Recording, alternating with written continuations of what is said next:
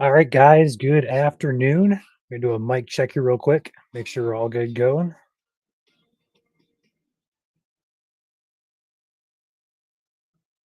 All right, guys. Perfect.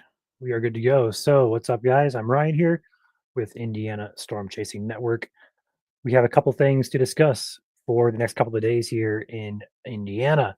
We have a few severe weather risks that we are monitoring, starting with Thursday, perhaps a bigger one coming in for the Sunday time frame. So we're going to take you hour by hour through today. We have some thunderstorms expected today, not severe, but we could see a heavy downpour, rumble of thunder across portions of south central Indiana. So let's go ahead and dive into the forecast. If you guys got questions, feel free to drop them in chat here and I'll go get to them here when I'm done going over everything.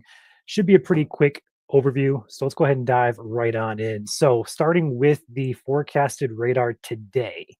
All right, we're going to see a couple rain showers out there across the West Indianapolis area. Currently, moving to the evening hours, about 4, 5, 6 o'clock and after, we could see some isolated thunderstorms here across portions of central and southern Indiana. These will not be severe. Not expected to see that today, but we could see a couple brief heavy downpours there, especially close to like the Vincent's area, Bloomington, Indianapolis, working their way southeast through the day. No big deal today, but you want to keep in mind you may hear a rumble of thunder down there, but again, no big concern for strong or severe weather. Going into the future, though, that is what the stream topic today is about. We have a couple risks highlighted here from the Storm Prediction Center out of Norman, Oklahoma. Starting with Thursday, dark green areas here. So we're talking anywhere from Gary to Lafayette, Indianapolis, down to about the Vincent's area, just saying north of Vincent's there. This green shaded area that is going to be your main concern for a couple strong or perhaps severe storms on Thursday. Uncertainty exists. We'll get to that just a second, but then our second severe risk, perhaps of greater magnitude, will come in for the Sunday timeframe, where the SPC has highlighted portions basically south of Fort Wayne in a level 2 out of a scale of 5, slight risk in yellow. So we're going to watch Sunday very closely. Let's go ahead and break everything down here. Going back to our modeled radar, I want to start with Thursday. We're gonna watch these storms go through today, no big deal. Tomorrow, mainly dry, maybe a couple isolated pop-up type of showers, maybe a rumble of thunder there, again for the Wednesday afternoon time frame. But then we go into Thursday, the day is gonna start fairly wet. We're gonna see some rain showers out there across portions of northern and central Indiana. We could also see a rumble of thunder further south, especially toward the Bloomington and point southward during the morning on Thursday. And then the overall concern for severe weather doesn't really ramp up again until late evening. Going and switching the model here to a little bit further out, we're going to see showers working through the day, but then we get to the evening hours. The area of interest at 8 o'clock in the evening is still off into Illinois here. So it may be a later evening event come Thursday. We're going to watch it closely. In terms of hazards, we're not too concerned for wind or tornadoes. We are concerned for large hail on Thursday. So if any severe storms do happen to occur Thursday night, they'd be more so in the way of hail producers, and that is about it. All right.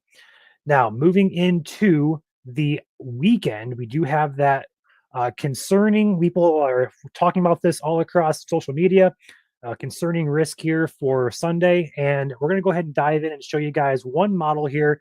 We only have a couple models to show you overall, but being that we're still 6 days away, 5 days away from Sunday, our confidence overall is quite low in the exact hazards, timing, and areas impacted.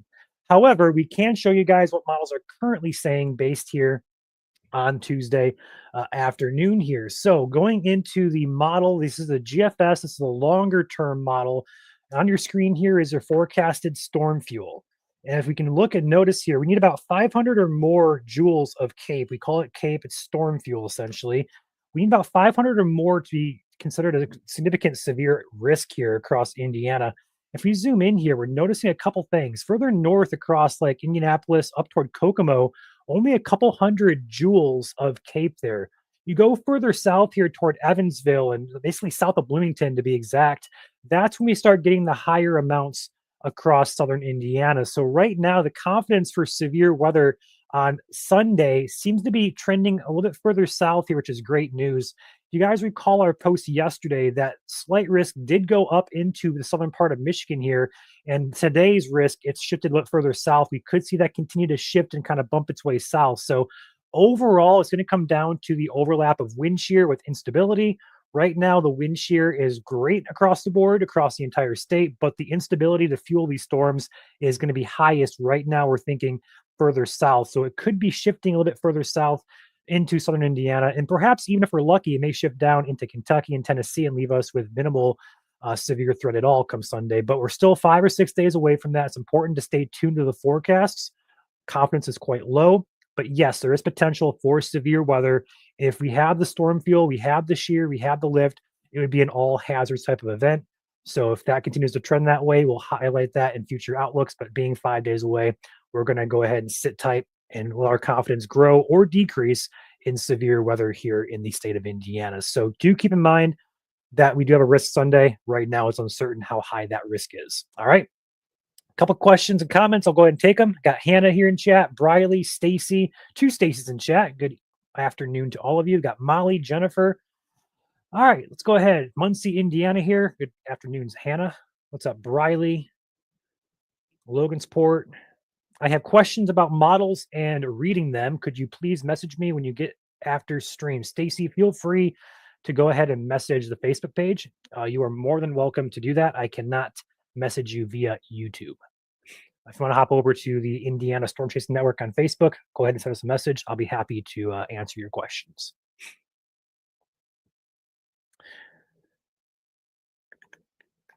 Yep, and confidence is overall low, and that's because we have 5 days to go. Models can change.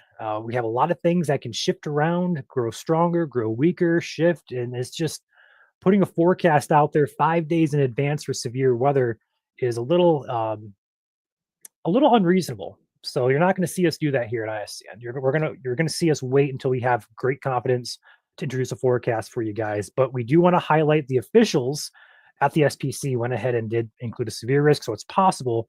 But do keep that in mind. It's very, very conditional and very, very confidence is quite low.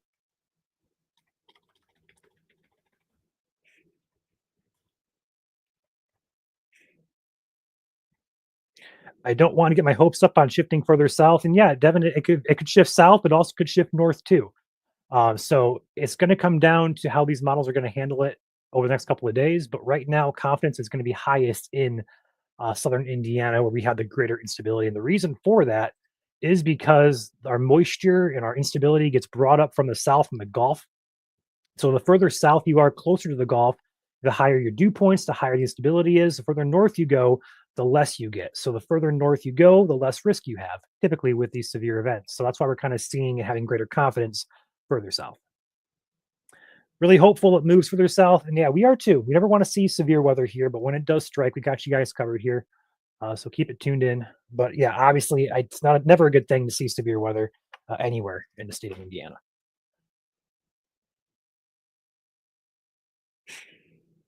Yeah, Stacy, go ahead. Go ahead and message the page. I'll be happy to try and help you there if I can. Tiffany says, I actually want it to stay in our area. And yeah, some people do like good storms as well. I mean, being storm chasers here, we are always a fan of a good thunderstorm, but we're never, ever a fan of seeing it do damage or destruction of life or property. That's never what we want to see. But, seeing a good storm over open field, that's always good. So we love that.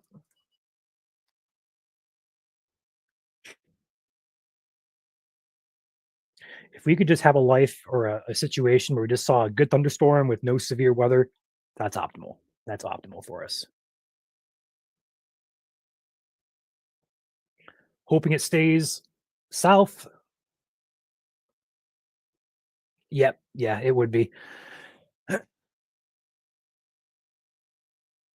Yeah, that's what it's all about too. I mean, even when there's severe weather, we're going to be here for you guys, live streaming radar and telling you guys where the worst of the storm is going to be.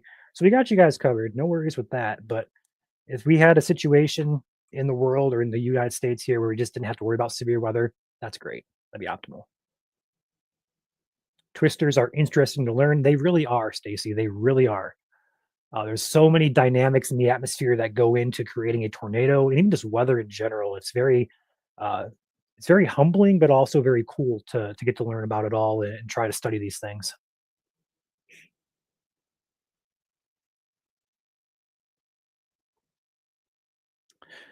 And yeah, and the reason why you're seeing that, Hannah, is because the latest model guidance here, if you look at the storm fuel, if you take a wide out look here and just kind of take a peek at the Ohio Valley back through the Dixie Alley Deep South area, you're going to notice the higher amounts of instability. You can see the yellow colors there down here in Missouri, Arkansas, Tennessee, Alabama, that area. We do have some up here, so we can't ignore that, but it's definitely highest off to the south. And that's again because all that Gulf moisture is getting pulled up and it's going northward. The further north it gets, the weaker it becomes. So you're going to have better moisture quality and better storm fuel deeper south you get. So that is why you're seeing people say the risk is highest further south. But I wouldn't say it's shifted completely out of Indiana yet, but it is trending that direction with latest models. But we have 5 days to go, so it could very well trend back. So it's important to keep an eye on the forecast in the future here. What do the tornado parameters look like? Casey, that is a great question. And I'm going to defer for specifics in the future forecast. But I will say this, there's a lot of wind shear. If we get enough moisture, I think there would be a tornadic threat as well as a wind threat and hail threat as well. So, how high that threat is, I don't know yet. But if we do get enough storm fuel, I do think the wind shear parameters would support a tornadic risk where the instability and wind shear lines up the best. We'll get specific with that in the future outlook as well.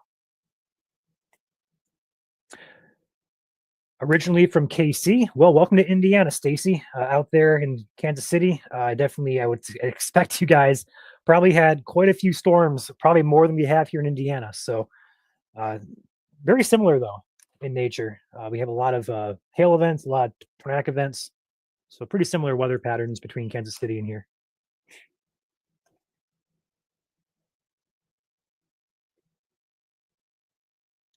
Tiffany asks, is there a higher risk for tornadoes slash severe weather for Indiana this storm season? And Tiffany, great question there. And the answer is going to be neither direction. And what I mean by that, there's no consistent signal for above average severe weather or tornadoes or below average severe weather or tornadoes. It's going to be a year, we're probably going to have spurts of severe weather. It's going to be largely driven by something that's not consistent. So we're going to have spurts of active periods of weather here in Indiana, but nothing definitive leaning either way for above or below average year. So hopefully that makes sense. Last year, we had a consistent driver for severe weather all year long, which is why we had a much above average season last year. This year, we're not seeing that. Is there a flood risk associated with this? To my knowledge, not overly concerned with that. Let's take a peek though at the precip accumulation. Just go ahead and get an idea of how much rain is going to fall here. So on your screen now is going to be the overall precip through that Sunday period. And I do see there's a good swath. Zoom back in here to Indiana so you guys can see a little bit better. There is a good swath there across southern Indiana. You could see 2 to 3 inches of rain between Friday and Sunday. So wouldn't be shocked to see some localized flooding there. But overall, I don't think it's going to be a widespread type of flood event. We'll watch that as we get closer to. That kind of goes in line with getting closer to the event because when we get closer, models will hone in on better areas and kind of tone down or maybe tone up the amounts of rain. But I don't really think it's going to be a widespread flood event here.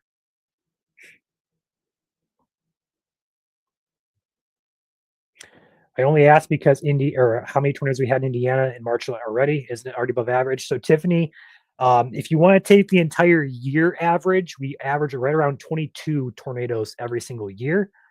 We've had 15 so far. So we are on pace here to finish above average pretty easily here in the state of Indiana. We have to get through our active periods of our active season yet to come. That's going to be June, July. May, June, July is really our active season to be exact. So I would expect, unless something dramatically changes, we just go into a very dry spell for many months, which I don't really think is going to happen.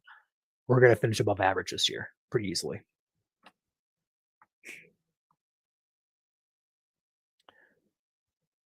And that's a very fair point, Tiffany, to make as well. The reason that we had so many tornadoes over the past two events is because these events featured something called a QLCS, which is basically a fancy term for a line of storms.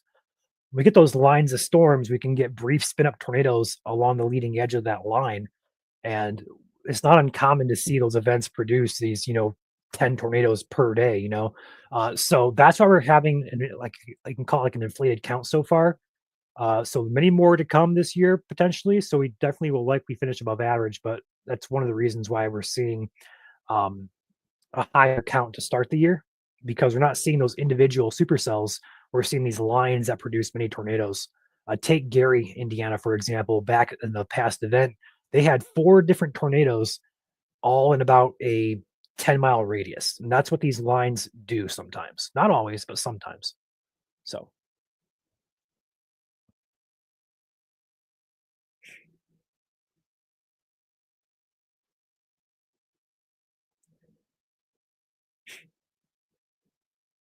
any other questions, guys?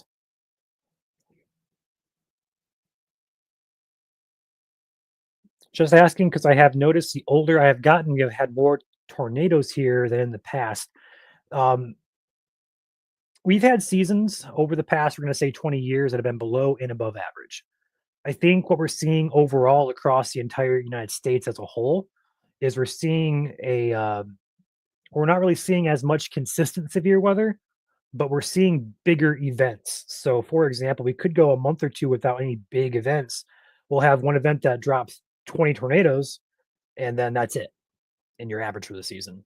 But comparing, reports and stuff and amount of severe days, it's about the same. It's about the same, but we are seeing more in terms of extreme weather on both sides. So I don't know if it's fair, I guess, to say we're getting more tornadoes now than we did, 20, 30, 40, 50 years ago. I think it all kind of evens out to an average. But it definitely does seem like we've been above average the past couple of seasons, and we were last year. We definitely were. All right. Any other questions, guys, before I pop out of here? I'll do a brief recap here, real quick. We have a low risk for severe weather Thursday evening across western Indiana. That includes places like Gary, Kokomo, Lafayette, Indianapolis, Terre Haute, those general areas. Hail is the main risk Thursday evening. I'm going to repeat that. Hail is the main risk. There's a low risk for a brief gusty wind, damaging wind gusts perhaps, and the tornado risk on Thursday is very low. We never want to rule out completely with severe weather, but it's very low. We need a lot of wind shear and stability. We don't have that with this system, but we do have ingredients for hail. All right. A perhaps bigger risk presents itself on Sunday. And I do think confidence is highest across southern Indiana from Bloomington, Vincennes, Jasper, Corydon, Evansville. You guys have the highest risk. And that is going to be because we have instability being shown right now on models that is highest across southern Indiana here. So you want to see roughly 500 or higher on this model here. We call it CAPE or surface instability, storm fuel. We're going to be looking at that highest amount further south toward the Kentucky border. So the further south you go, the highest the confidence is for severe weather on the Sunday time frame. It's a little bit too far out for specifics, but we would expect there to be an all hazard event if we get enough storm fuel up to support the development and sustaining of thunderstorms. So stay tuned to the page here. Stay tuned to the SPC as well. These outlooks update every overnight about 2 in the morning or so. So we'll have updates to come every morning for you guys here at ISCN, and live streams will take place if we do see a concerning threat developing in the state of Indiana. All right, Hannah asks, what direction our storm is going to move on Sunday? The answer is going to be west-northwest.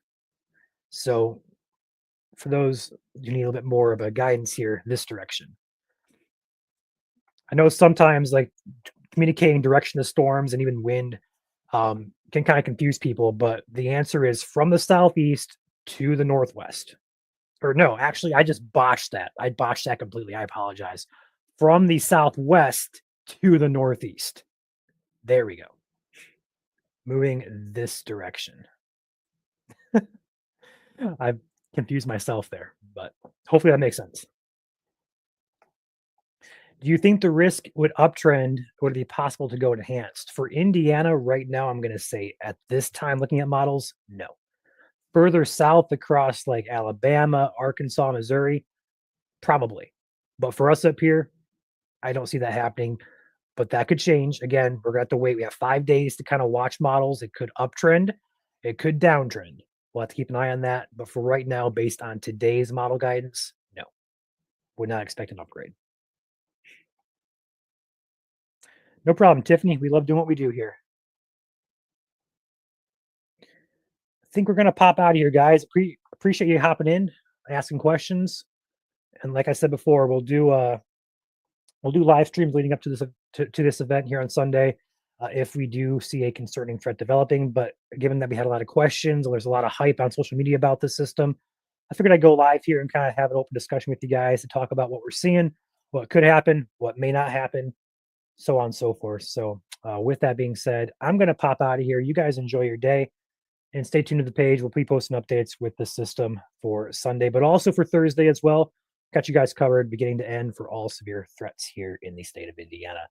Enjoy your afternoon. I'll catch you guys probably sometime in the next couple of days here at ISCN.